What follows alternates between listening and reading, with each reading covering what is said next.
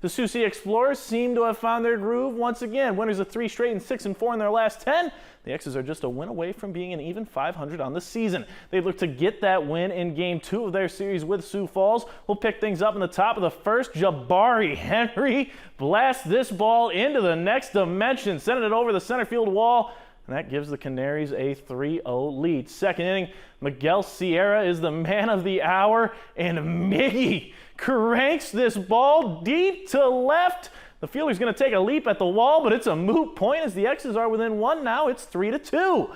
Into the third inning we go now. Vince Fernandez at the plate, and this ball is hit high and deep. The only question is, will it stay fair? And it does. Fernandez shoots the Explorers in front 4-3. This game went back and forth all night, though, as the Canaries took the win 10-7.